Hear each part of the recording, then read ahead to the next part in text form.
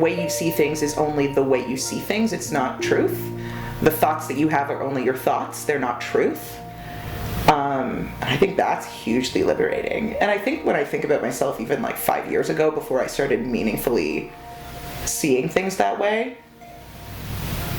just the amount of hurt, the amount of strife that comes from, you know, things that you later realize were not problems at all, except in your own mind, you know. And then when you can start taking that perspective of feeling a strong emotion, feeling a belief, whether it's a negative belief about yourself, about someone else, whatever, being able to step back and be like, you know, I'm focusing on selective bits of evidence to sort of come to the conclusions that I'm coming to. What else could I look at? How else could I see this? How could I see this through a perspective of like joy or relief or acceptance, and being able to step back from all of those things, like just the relief that comes with it.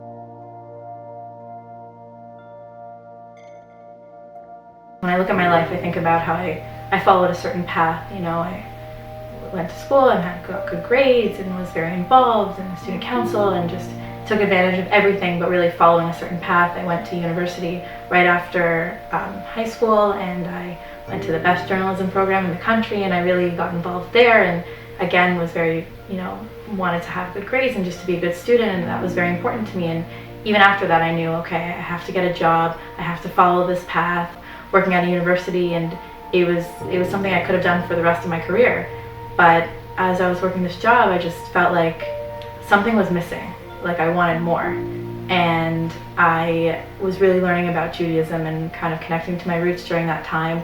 And there became a point where I decided that I don't want just this forever. I want something more. And so I decided to quit my job and go to Israel and kind of jump into the unknown. But when I started working, it really started increasing, because I kept thinking, well, this is going to be the rest of my life. This is all there is.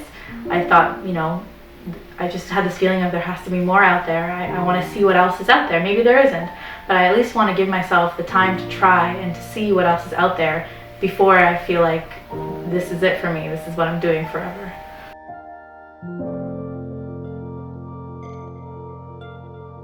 I feel like a moment for me was just like the last really significant breakup before I met my current girlfriend.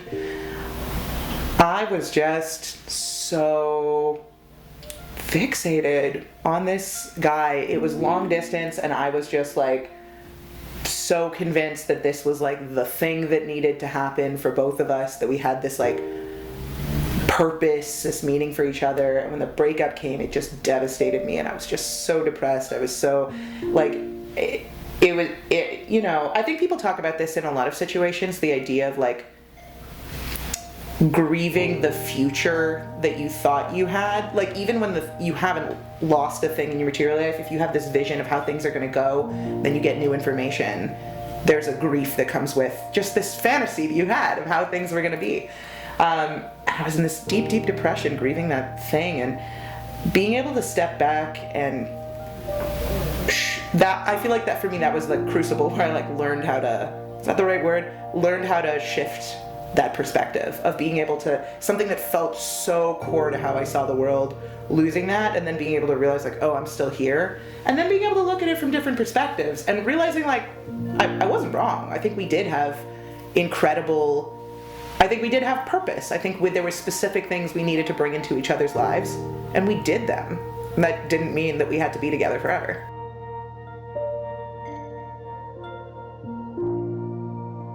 So actually one of the most interesting words in the Haggadah is one of the most basic ones, Egypt, which in Hebrew is Mitzrayim, and inside of Mitzrayim is a key emotional word, Tsar, or Meitzar, which means narrow, means a place that you're stuck in, hemmed in. And the whole goal of the Haggadah, of the Seder, is to go from a place where you feel a bit stuck personally to a place where you can get a little bit more liberated. I wonder, Yossi, can you tell me about a coming out of Egypt story of your own? It's a little bit tangential, but I remember getting down to the parking garage and realizing that I lost my keys. I had no idea where my keys were, and I realized, oh my God, I must have left them at my door last night when I locked the door of my condo. And I got out this morning and the keys weren't there, so I've lost all my keys. And how am I going to get into my car? I don't even know. And I'm starting to get into this frantic Meitzar moment where I'm feeling my world closing in because I'm thinking about all the problems I'm going to have and I have to redo my whole life. And then suddenly I put my hand in my pocket and I find my keys and I go, oh my God, I found my keys. And the other half of my brain says, Yossi, there's no time to play with your keys right now. We need to find your keys. And literally I had this cognitive dissonance where I couldn't process the joy of finding my keys because I still had the pain of losing my keys. I never forgot that moment. That's what reminds me of Mitzrayim, is like Meitzar. You go from this crushing place, you stand in front of the Yam, which is this big, huge open place, and you realize you're still as trapped as you once were. You're just not crushed. And that's what I understand. When you leave Egypt, you still end up in front of the sea, and they were trapped between the sea and Mitzrayim.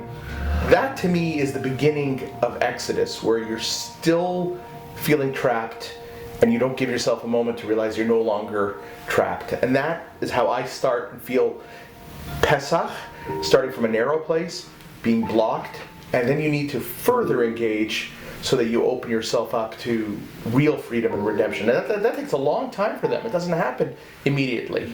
But I just love that dichotomy of from a crushing place to a blockage place, and I'll never forget that, laughing at myself, how I couldn't let go of my pain to enjoy the fact that I found my keys. It literally, I think it took me like a few hours to feel normal again. We are so obtuse sometimes to the lives we're leading, and we just sort of focus on the part that's gone wrong, and we see the sort of woe-begotten kind of days that we spend, and we feel like, and it's all in a kind of fantasy mode.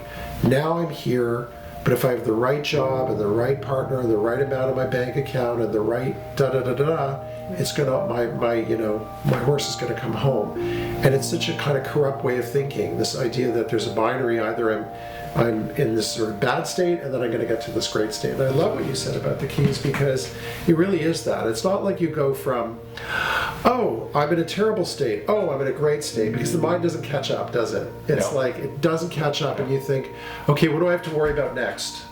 I have to worry about the key. No, but I have the keys, but I'm still worried about it. That's the thing about internal slavery, is it's in your head. Like, it's not life. It's the narrative, the movie you're running in your head is really the thing that's enslaving you. And that narrative takes a long time to retell, to untell, because in some ways it's immune to real life events. Like, good things happen to you and you're still running the same movie. My therapist calls it virtual reality. Hey, my therapist does too. It's like you're stuck in future, you're stuck in past, you're stuck in something that isn't in front of you.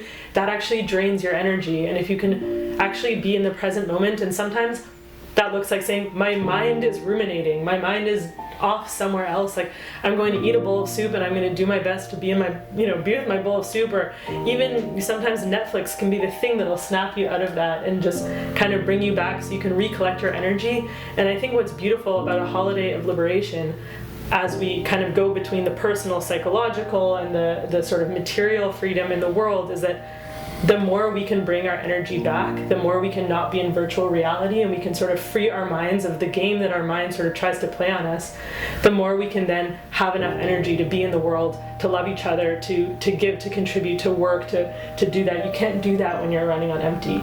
And we run on empty when we're trapped in, a far off land, rather than with our soup, with each other. And it is work. It's like a whole year's worth of work to come back to next Seder knowing that, like, I really worked on trying to stay present, bring my energy in so that I could be in a relationship in the world. I think back to Buddhist philosophy, actually, which says form is emptiness and emptiness is form, or samsara is nirvana and nirvana is samsara, which means that, like, our suffering is our liberation and liberation is suffering, in a way that we can be in any moment in life, and there's different ways to experience different things, right? You can be in a very difficult physical situation, but your mind can be very free. You can be in a very free, privileged situation, but your mind can be really enslaved and crushed. And so I don't know that with the Haggadah that we're like spending too much time here and not enough time there, but it's just a moment to like notice how our joy and our sorrow are so intertwined with each other. You know, Eric Fromm in The Art of Loving, when he talks about love, he says, like, everybody thinks about love as something that happens to you. Like, you get lucky, you fall in love, as opposed to an attitude. Like an attitude to what can I give, how can I get better at loving? And I don't think about slavery that way, but I think about servitude that way, which is that everything can be better or worse depending on how you're actually thinking about it.